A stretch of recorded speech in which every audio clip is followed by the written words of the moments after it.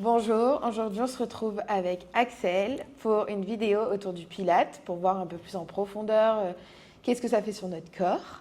Je te laisse déjà te présenter comme tu le souhaites. Ok. Enchantée, Axel, du coup.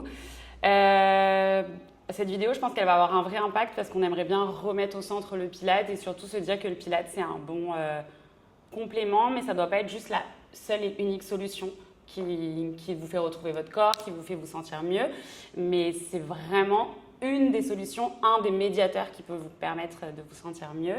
Du coup, j'aimerais bien qu'on reparte sur ça et me présenter pour le Pilate. Moi, j'ai découvert le Pilate après 15 ans de danse classique. J'ai été un peu perdue, d'un coup, plus de sport, un peu perdue dans ce monde de la fille active qui ne l'est plus. Et j'ai essayé beaucoup de sports qui ont été très traumatiques. Puis quand on vient d'un sport comme la danse classique très exigeant, mais aussi du coup avec un gabarit assez fin, quand on débarque dans une salle de sport, on est un peu impressionné. Et c'est vrai que la première fois que j'ai découvert le Pilate en Australie, pour moi, ça a été une vraie révélation parce qu'il y avait cette rigueur, ce côté un peu souplesse, ce côté un petit peu concentration, respiration qu'on retrouvait dans la danse, mais avec aussi un peu plus de légèreté, un peu moins de chorégraphie. Donc voilà, c'est comme ça que j'ai découvert le Pilate. Donc maintenant, il y a un peu plus de 10 ans. À ce moment-là, c'était pas encore la mode. Ouais, la hype et tout. Voilà. Même si je trouve ça très cool parce que le fait que ça soit à la mode veut dire que les gens bougent. Mais j'ai découvert ça il y a un moment où il n'y avait pas cet effet hype. Mais en même temps, le Pilate, ça existe depuis très longtemps. Ça a été inventé pendant la Deuxième Guerre mondiale, donc ça remonte à vraiment pas mal d'années. Donc je pense que cette hype, elle va peut-être redescendre, mais le Pilate ne disparaîtra pas. Il était là avant, il sera là après. Et du coup, moi j'ai découvert ça à ce moment-là. Je me suis formée en Australie, donc dans un endroit où le Pilate était déjà bien développé, pas comme chez nous. Avec cette idée de me former pour être autonome, parce que justement, j'avais pas ce truc-là en France. Donc c'était pas pour être prof? Non, vraiment pas du tout pour être prof. À ce moment-là, c'était uniquement pour pouvoir atteindre un palier de pratique qui me permet d'être autonome. Ok. De ne pas avoir besoin de chercher un cours, parce que justement, je comptais rentrer en France et qu'à ce moment-là, le Pilate, ça se faisait plutôt dans des clubs associatifs. Voilà, c'était un peu plus compliqué de trouver un côté un peu dynamique. Et puis, du coup, voilà, derrière ça, il y a eu beaucoup d'années de pratique en perso, en cours, commencer à faire des petits événements, etc. Et puis, quand je suis revenue m'installer dans le sud, après quelques années à Paris, j'ai eu ce besoin de trouver un peu plus de passion dans mon travail. Et en fait, le Pilate s'est un peu imposé à moi parce que je le pratiquais quasiment 1 à 2 heures par jour dans ma vie tous les jours. Et du coup, mon compagnon m'a dit je pense que tu devrais un peu plus te concentrer sur ça. Et du coup, j'ai passé en plus un diplôme de coach sportif français parce que c'est une obligation aujourd'hui pour l'enseigner. Du coup, pluridisciplinaire qui va du stretching jusqu'à la musculation en passant par le cardio qui m'ont, je pense, donné aussi des clés un peu plus profonde, malgré ma grande formation de Pilates, mais un peu différente aussi, de mieux comprendre mon corps en termes d'anatomie. Donc ça a permis, je pense, de renforcer mon enseignement Pilates. Et puis voilà, maintenant ça fait un peu plus de 4 ans que j'enseigne à temps plein. Donc c'est super. Voilà, c'est ma petite histoire sur le Pilates. Merci pour cet échange. Avec plaisir. Déjà, dans un premier temps, c'est quoi ta vision du corps et du mouvement? J'adore cette question. Ma vision du corps, moi, je pense qu'il faut se souvenir que notre corps, c'est ce qui nous porte tous les jours. Et c'est ça le fondement de tout. Pour moi, le corps, c'est pas une apparence, c'est ce qui te fait marcher tous les jours. C'est ce qui fait que tu vis, c'est ce qui fait que tu partages des moments. Et c'est ça qui est important. Et des fois, on le maltraite, ce corps, et on préfère y voir qu'une apparence, alors qu'en fait, c'est ce qui permet qu'on fonctionne. Et je trouve que c'est ça aussi qu'on devrait se souvenir dans le mouvement, c'est que ton corps, il faut qu'il continue de bouger. Et ce, tout au long de ta vie. Et il n'y a pas un moment où tu dois le haïr et un moment où tu dois l'aimer. Tu dois travailler avec toute ta vie. Et je trouve aussi que c'est là qu'est fort le Pilate, c'est que c'est un des rares sports qui peut t'accompagner tout au long de ta vie, et notamment pour une femme. Il n'y a pas un moment où tu ne pourras pas faire de Pilates. Juste, tu le feras différemment, mais il n'y a aucun moment où ça t'arrêtera. Et ça, je trouve ça assez fou.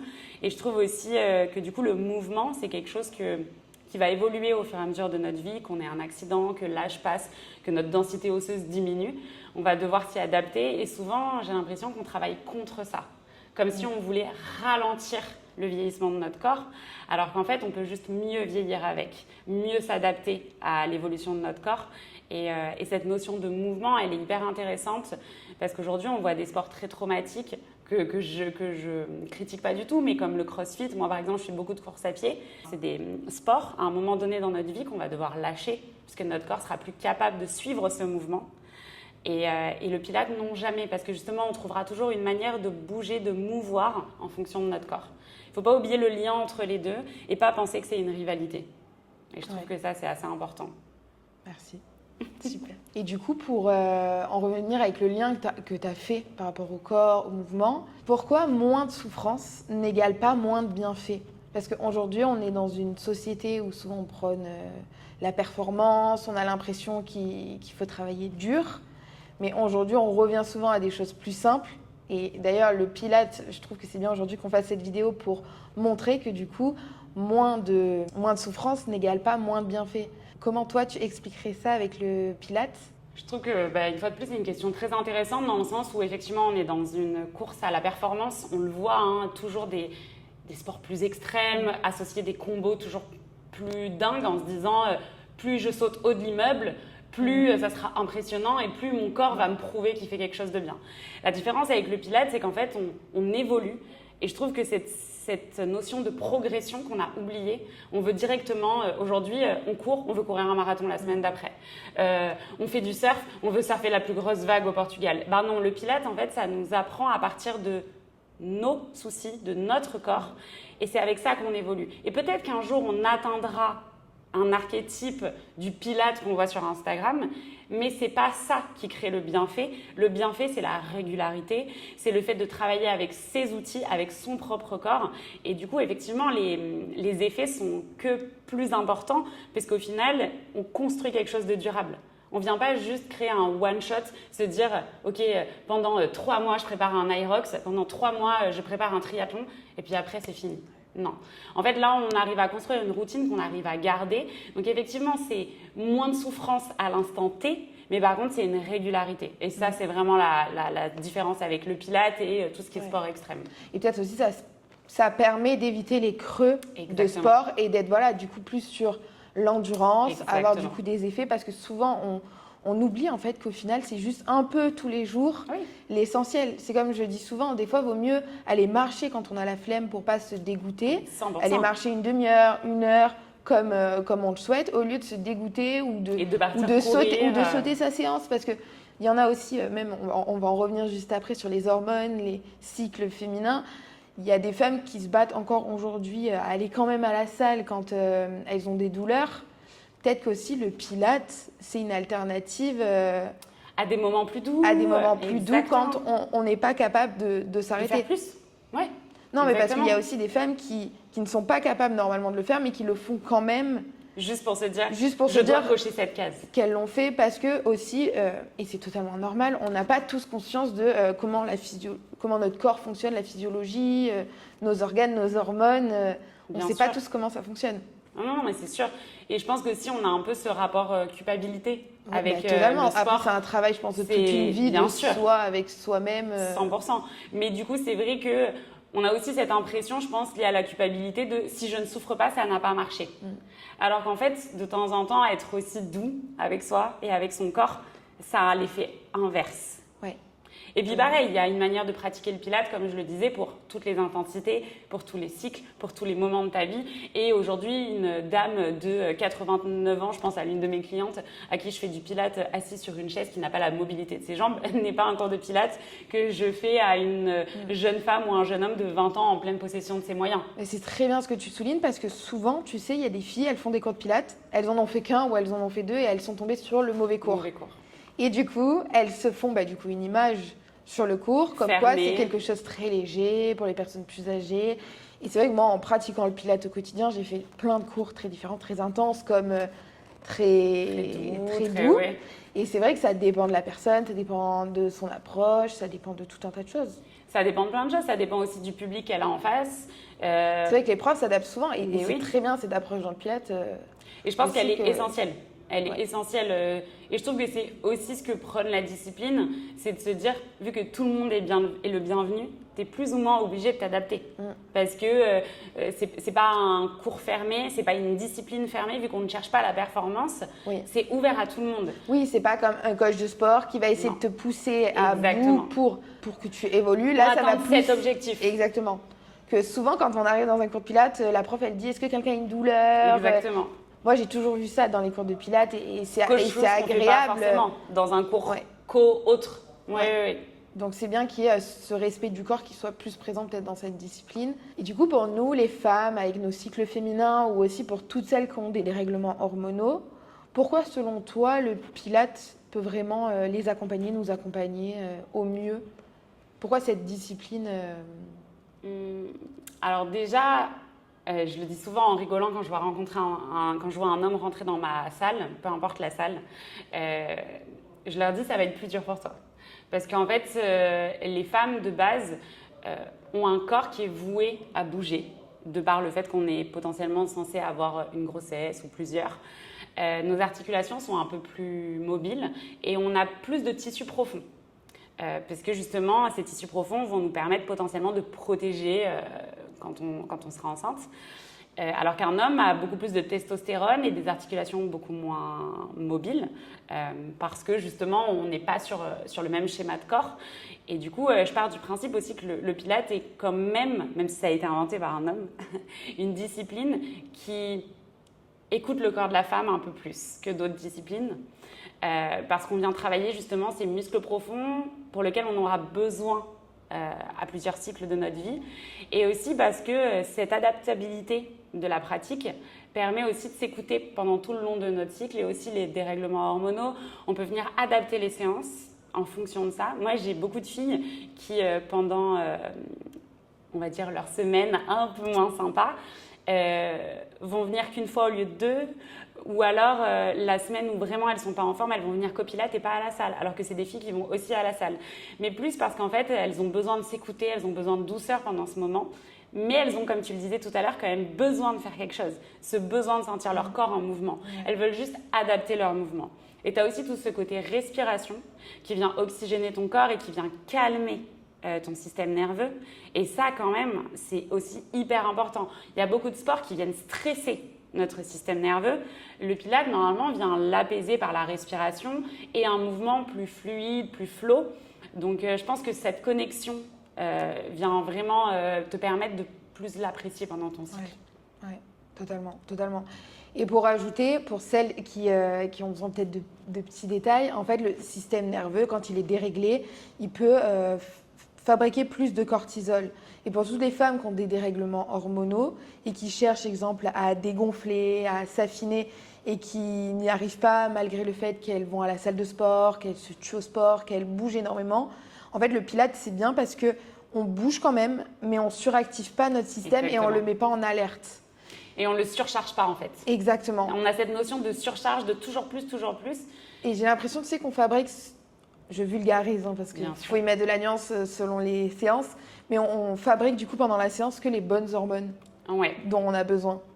En fait, surtout, c'est que je pense que tu crées un cadre et que tu rentres dans ce cadre au lieu de vouloir absolument modifier. Tu vois, uniquement penser à en fait, j'ai l'impression qu'il y a un côté où on rentre en force et l'autre où on rentre en douceur. Et que c'est vraiment ça la différence, alors que il y a des moments où rentrer en force, ça surstresse, ça surcharge ton corps. Alors que si tu rentrais en douceur, mais l'entrée, elle est quand même faite. Et juste, on a du mal de temps en temps parce qu'on a ce côté, comme on disait tout à l'heure, souffrance égale réussite. Alors que pas forcément. Ou souffrance égale résultat. Totalement. Puis la femme aussi, contrairement à l'homme, il y a des pourcentages qui le montrent, a une facilité d'adaptation plus élevée. Donc du coup, la femme de nature a l'habitude de s'adapter. Et d'aller contre. Et d'aller à contre-courant. Exactement. Et du coup, souvent, pour aller plus dans le respect de notre corps, à l'écoute de notre corps, c'est plutôt aller dans notre courant. Apprendre. Bon, après, je sais que c'est le cheminement d'une vie et il faut aussi être douce là-dessus. Et comme on disait, il n'y a pas que le pilate. Voilà, il n'y a pas que le pilate. C'est un médiateur qui peut aider. En fait, c'est ça, exactement. Totalement. Merci. J'ai constaté en faisant du pilate personnellement que ça m'aidait à m'ancrer énormément.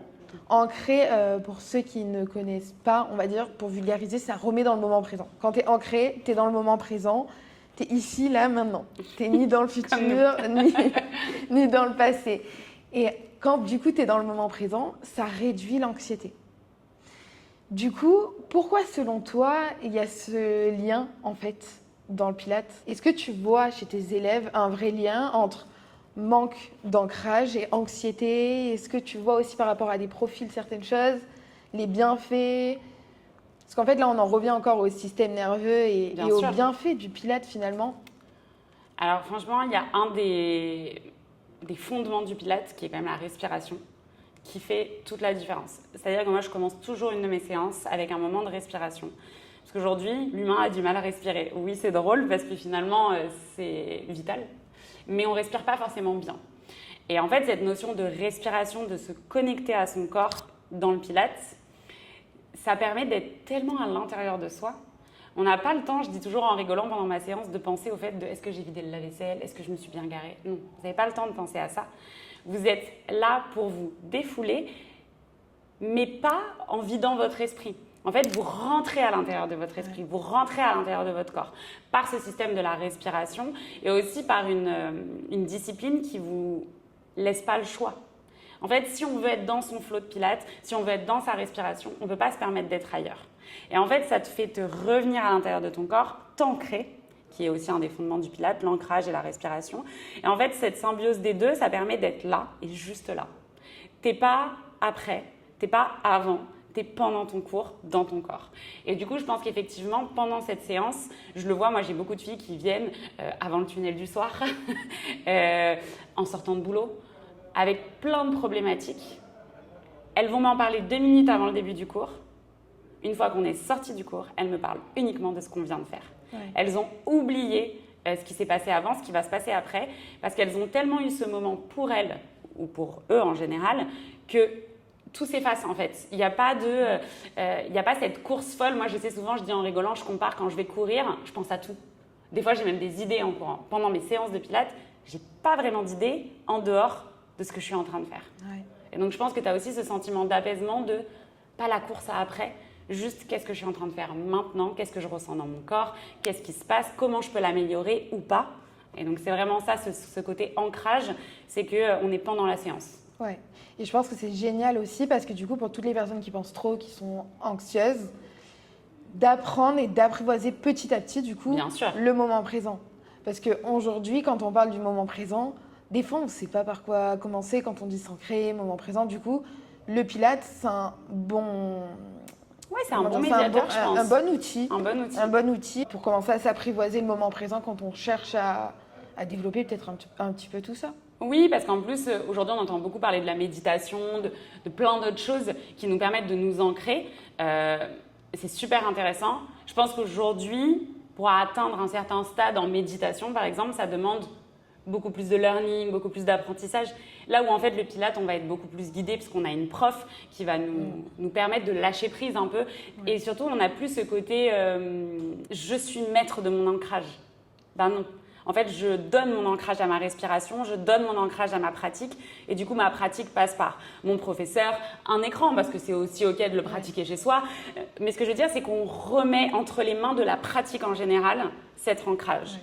On n'est pas juste responsable de ce qu'on est en train de faire. En fait, non, c'est le Pilates qui est un peu responsable. Oui. Et du coup, c'est effectivement pour ça que je pense que c'est un bon outil pour commencer à lâcher prise. Ouais.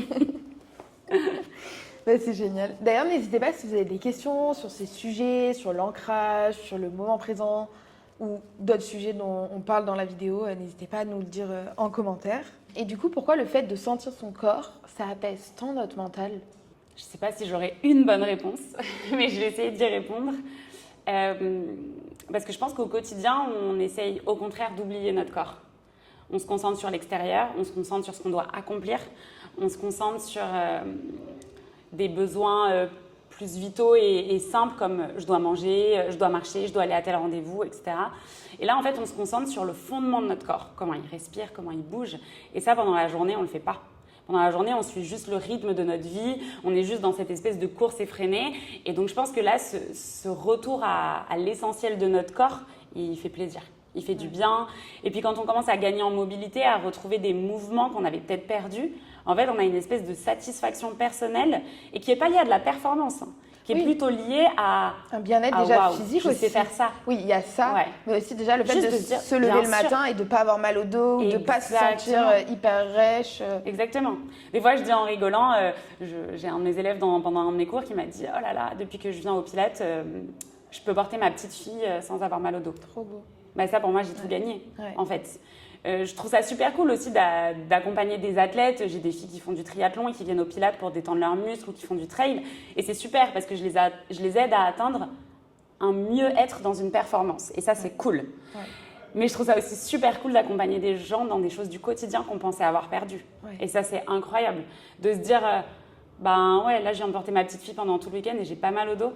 Ça, c'est plus important que n'importe quelle autre performance. C'est ça que je veux. Ça, c'est la vie. Et ça, c'est important. Et ça aussi, ça c'est du bien-être.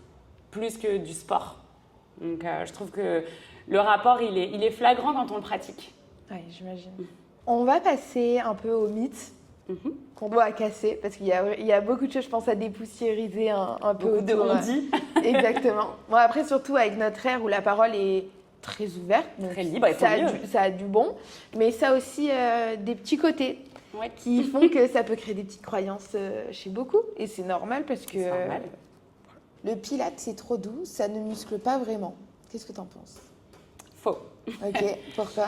Le Pilates c'est pas trop doux, ça dépend comment on le pratique, comme d'habitude, et je suis pas sûre qu'il y ait quelque chose de trop doux à partir du moment où on bouge. Donc, et je vois pas pourquoi doux serait péjoratif aussi.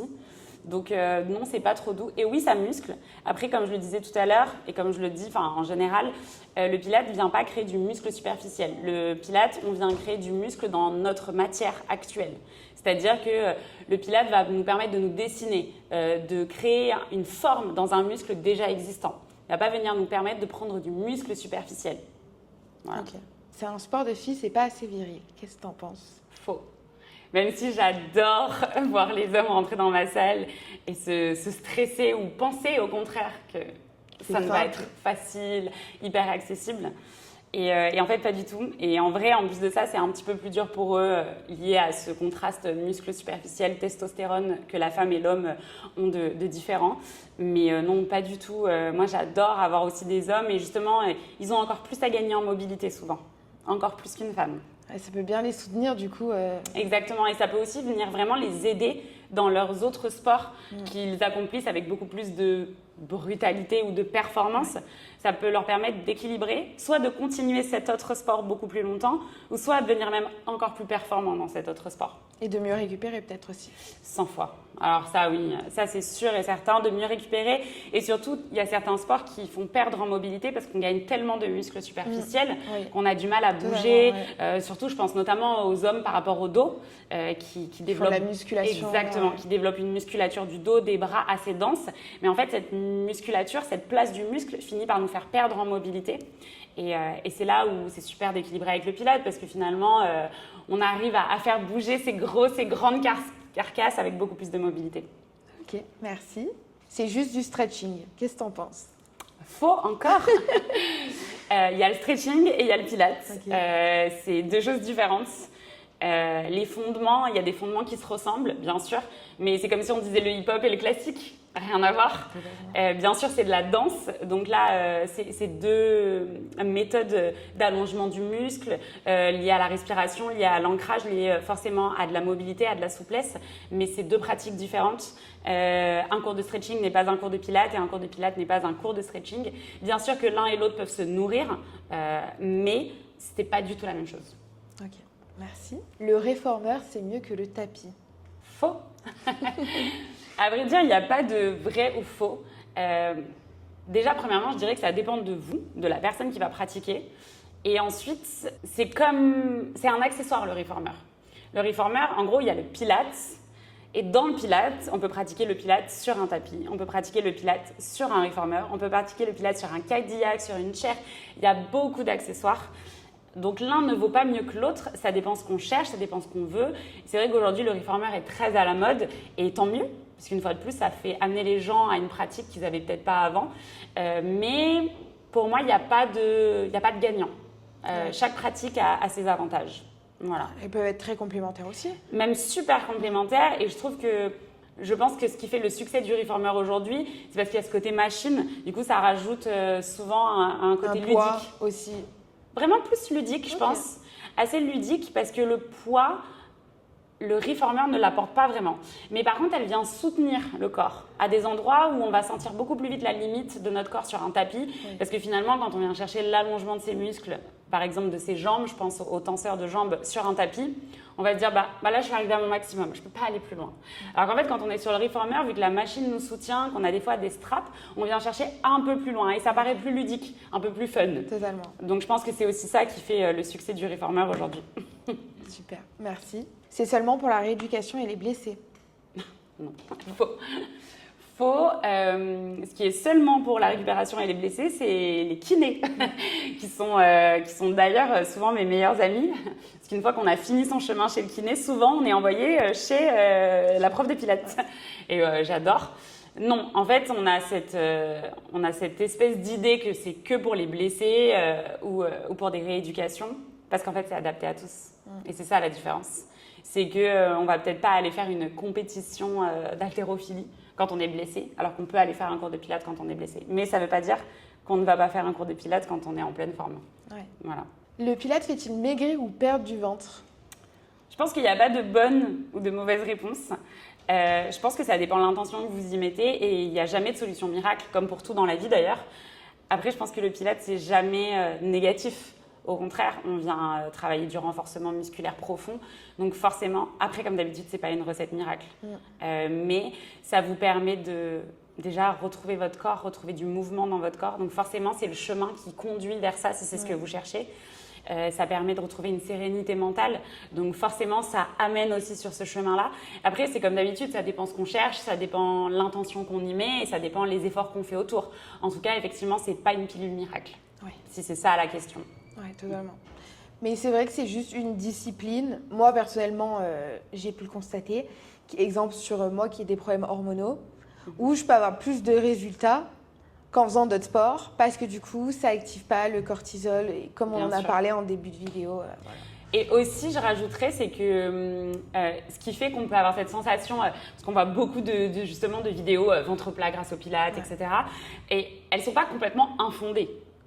Voilà, cette tendance n'est pas complètement infondée parce que l'ensemble du Pilate est fondé sur le corps CORE.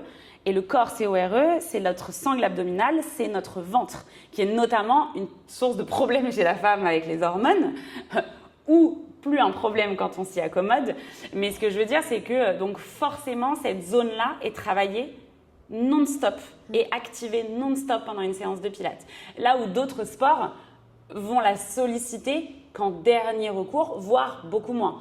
C'est-à-dire que la sangle abdominale, le transverse, ne serait-ce que par la respiration, est activé de la seconde 1 jusqu'à la fin du cours.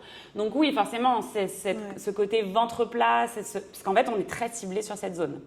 Tout le corps est ciblé, mais encore plus cette zone-là si on active notre respiration pilate correctement. Ok, merci pour toutes ces explications. Avec plaisir. Le pilate, est-ce qu'il suffit seul ou est-ce que tu conseillerais de rajouter un peu de renfort à côté ou un peu de cardio? Alors une fois de plus, ça dépend des objectifs. Moi, je te parle plus d'objectifs santé. Déjà. Objectif santé. Ok. Objectif santé, je pense qu'un mixte de plein de disciplines est toujours favorable. Parce que par exemple, on a besoin de travailler notre cœur et que le cardio, c'est important. Après, pareil, c'est une question d'intensité. Ce qui est bien, c'est qu'avec le Pilates, il n'y aura jamais trop. Alors que dans d'autres pratiques, le trop peut devenir négatif. Donc, je ne sais pas s'il se suffit seul. En tout cas, il est toujours OK.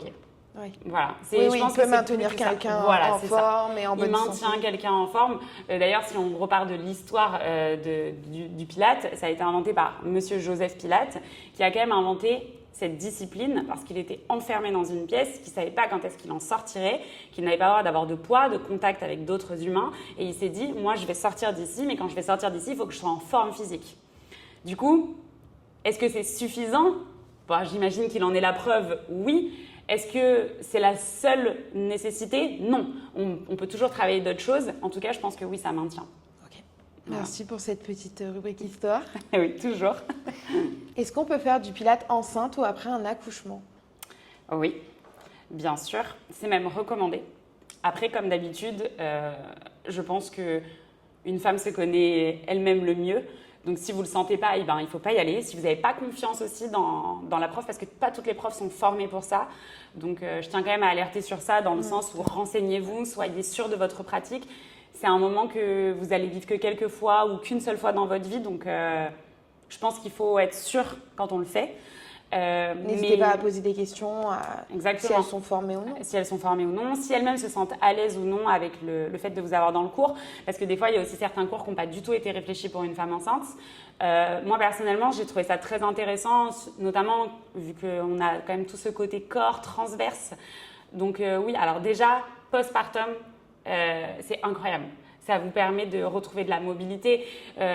Moi, j'ai carrément certaines femmes qui, après avoir passé un petit moment chez le kiné, viennent parce que les exercices chez le kiné commencent à être un peu plus ennuyeux ou alors elles ont atteint le côté médical.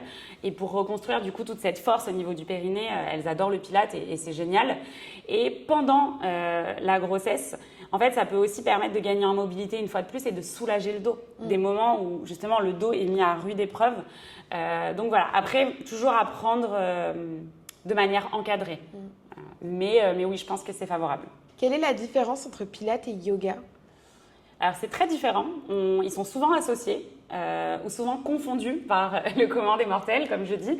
Mais c'est très différent. Déjà, il y a une notion spirituelle beaucoup plus conséquente, voire omniprésente dans le yoga, qui ne l'est pas du tout dans le pilate. Le pilate, on est sur une pratique sportive pure et dure, si je peux le dire. Alors que le yoga, il y a quand même toute une dynamique liée à des postures beaucoup plus oniriques. D'ailleurs, on le voit aujourd'hui dans la loi française, le yoga et le pilate ne sont pas régis par le même code. Le pilate fait partie du code du droit du sport, là où le yoga est considéré comme une activité. Okay. Voilà. Donc, c'est vraiment deux choses différentes, bien que je pense que le yoga est quand même une pratique sportive sous-cotée et surtout qui devrait être beaucoup plus encadrée. Oui. Mais la différence, c'est que de base, dans la genèse du yoga, il y a un côté plus vraiment zéro performance. Et dans l'idée, les postures sont plutôt là pour épouser notre corps.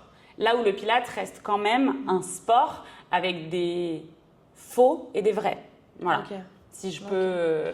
Et puis, juste si je peux me permettre de rajouter, il y a énormément de types de yoga. Donc, c'est aussi peut-être une vidéo un jour qui arrivera. Donc, n'hésitez pas à vous renseigner parce qu'il y a du yoga très dynamique. Personnellement, j'ai fait un cours une fois, j'ai été très, très, très étonnée. Oui. J'ai été cassée en deux pendant plusieurs jours. Bien sûr. Et voilà. En fait, le yoga, c'est un éventail immense.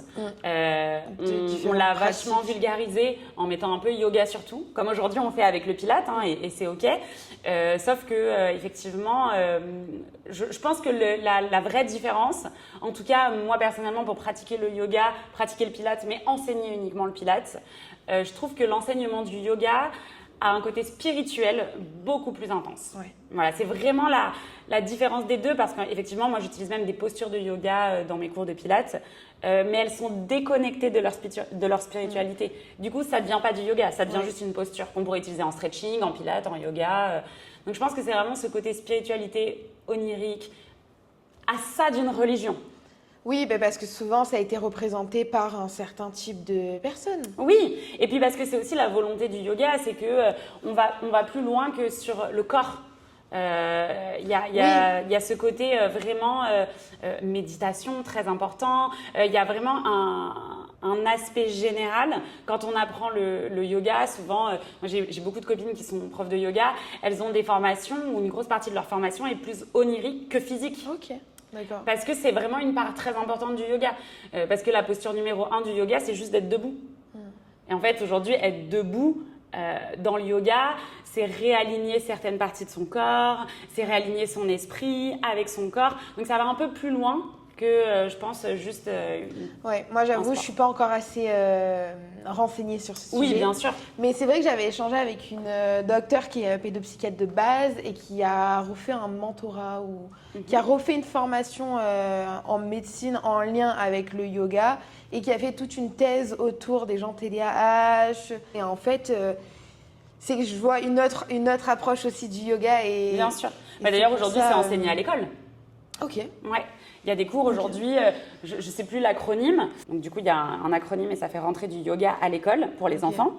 Et du coup, moi, j'ai beaucoup aujourd'hui, j'ai des copines instites, mais j'ai aussi des amis qui ont des enfants à l'école. Et souvent, les petits me disent qu'ils ont fait du yoga. Et c'est en fin de journée ou alors très tôt le matin. Et en fait, juste avant un cours beaucoup plus français, maths, etc. Parce que justement, ça libère le corps et l'esprit. Donc il y a quand même cette dynamique, voilà, mais moins corps-esprit. Ouais, voilà. Qui est dans le Pilates, mais dans le Pilates, elle a quand même une volonté de mobilité et pas de libération complètement de son esprit. Elle a quand même une volonté de mobilité, de sport. Où le yoga pourrait être complètement dénué de l'aspect sportif. De temps en temps, il est connecté, mais de temps en temps, il n'y est pas du tout. Bien sûr. Par exemple, un yin yoga, la performance physique est quasiment inexistante, mais la notion de yoga est toujours là. Oui, très bien. En fait. Oui, c'est aussi plus avec le mouvement, la circulation d'énergie. Ouais, voilà. Il y a un côté plus onirique, je trouve. Ouais. J'avoue, j'ai jamais essayé de méthode comme ça. J'ai plus essayé du yoga Vinyasa, dynamique. plus sportif. Ouais. Oui.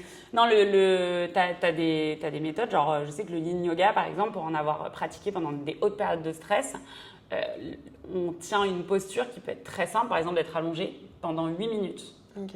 Mais avec un guidage à la voix, avec quelque chose. Donc la notion de sport, elle est moins présente. Totalement. Voilà. Donc je pense que c'est vraiment ça. Mais après, comme d'habitude, il y a un éventail de yoga immense. Et pareil pour le Pilates, la manière de le pratiquer varie énormément. Ok, merci. Faut-il du matériel spécifique pour faire du Pilates chez soi? Alors non. On peut commencer le Pilates avec juste son corps. Juste son corps et rien d'autre. Après, je pense que l'enseignement est jamais à prendre avec demi-mesure. Forcément, quelqu'un en face de vous, expérimenté, diplômé, c'est ça qui fera la différence. Mais ça peut être en face de vous de plein de manières différentes. Je ne veux pas que les gens se laissent intimider par le côté studio uniquement.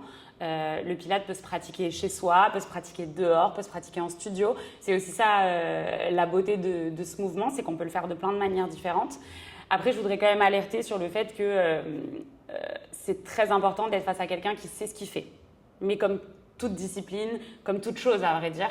Donc voilà, renseignez-vous bien sur votre interlocuteur parce que je pense que c'est surtout ça qui fera la différence et qui vous fera aussi perdurer et vous accrocher sur la discipline. Ok. Est-ce que tu serais partant de nous faire une petite série d'exercices pour toutes les personnes qui sont anxieuses, nerveuses, pour revenir dans le moment présent et se sentir mieux, plus léger? Avec plaisir.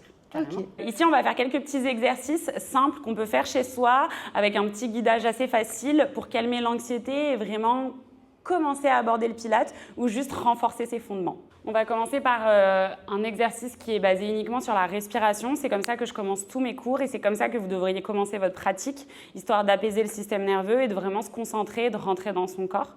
Et l'idée, c'est vraiment de mettre en place notre respiration Pilates, qui est une respiration différente de la respiration du quotidien. Pour ça, du coup, venir placer les deux mains sur ses côtes, port de tête long, haut, on pense longue colonne, omoplate légèrement resserrée, épaules basses et vers l'arrière. On inspire par le nez. Et les côtes s'écartent, la colonne s'allonge et à l'expiration par la bouche, les côtes se referment, le nombril vient se coller à la colonne, mais attention, on ne ramène pas les épaules.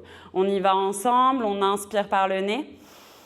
La colonne s'allonge, les côtes s'écartent et à l'expiration par la bouche, les côtes se referment, le nombril se colle à la colonne. On peut même fermer les yeux pour accompagner la respiration et se concentrer uniquement sur ça. On inspire par le nez, et les côtes s'écartent et à l'expiration par la bouche, les côtes se referment, le nombril se colle à la colonne. De nouveau, inspirez. Et on expire. Ici, on va s'attaquer à l'exercice numéro 1 de la méthode de Joseph Pilates, qui est le roll-down roll-up, qui mobilise l'entièreté du corps et surtout la sangle abdominale et transverse. On se positionne, poignets, épaules alignées, mains dynamiques, jambes tendues. On inspire par le nez et on vient enrouler sa colonne, accuser la chute, vraiment rouler dans son tapis. On envoie les mains à l'arrière. Puis je remonte uniquement les mains vers le ciel, les paumes de main se regardent, je colle mon nombril à la colonne, j'enroule ma nuque et je remonte par la force de mon transverse et de ma sangle abdominale. L'idée ici, c'est vraiment de se connecter à sa colonne vertébrale et à son transverse et de ne surtout pas mettre d'impulsion dans la nuque et dans les épaules. On n'est pas juste dans un crunch, au contraire, on se concentre sur un enroulé et déroulé. C'est presque physiologique et pas musculaire. Okay, on y va, on inspire pour descendre, puis on remonte les mains et on vient expirer pour contrôler la remontée. Un autre exercice qui vous permet de, ici, étirer les obliques, allonger la colonne et vraiment chercher de la mobilité dans le dos, c'est la sirène. On vient placer sa main sur le côté et ici, vous m'envoyez votre main très très loin. On vient plier son coude dans sa taille, chercher de l'allongement au niveau des obliques. On peut même venir créer une grande torsade devant, placer sa main de l'autre côté et on vient transvaser son mouvement. Ici, on vient bien se concentrer, j'expire dans mon changement de mouvement et j'inspire pour allonger mon transverse, mes obliques. Allez de nouveau devant, chercher de la mobilité, de l'allongement des deux côtés. Puis on revient. On va travailler un mouvement ici qui vient chercher l'allongement des tenseurs de jambes. On a souvent ce côté, oui, j'arrive pas à toucher mes pieds ou manque de mobilité au niveau des hanches et des jambes. Donc c'est un exercice fondement du Pilates qui vient vraiment vous faire travailler l'allongement des muscles des jambes. On vient descendre parce qu'on s'affale jamais en Pilates. On est en bas dans son tapis, main le long du corps, on vient plaquer son nombril à la colonne. Et ici, je monte ma jambe pointe de pied dynamique vers le ciel. Arrivé en haut, je bascule en talon flex. Je redescends en expirant, je contrôle mon mouvement. Sans jamais retoucher le sol, j'inspire, je monte ma jambe. Et j'expire, je contrôle la redescente, talon flex. L'idée ici, c'est vraiment de travailler avec sa respiration. On inspire, on expire, on contrôle la descente. Inspirez, montez pointe de pied. Expirez, redescendez, talon flex. Merci pour tous ces partages. Est-ce que tu as quelque chose à rajouter ou tu as dit tout ce que tu voulais? Je dis beaucoup de choses déjà. Ouais. Je vous ai montré beaucoup de choses. Non, le seul chose, le petit mot de la fin, c'est écoutez-vous. Et surtout, le mouvement, peu importe sa forme, est bénéfique tant qu'on s'écoute, je pense. Voilà. Et du coup, forcément, venez faire du Pilates. Totalement. Voilà. Merci en tout cas. N'hésitez pas du coup à poser vos questions en commentaire, peu importe la question que vous pouvez avoir. Et n'hésitez pas pour soutenir le projet à vous abonner, liker, commenter. Ça aide toujours et c'est bénéfique pour la chaîne. Voilà, on vous souhaite une bonne journée ou une belle soirée. Ciao, ciao!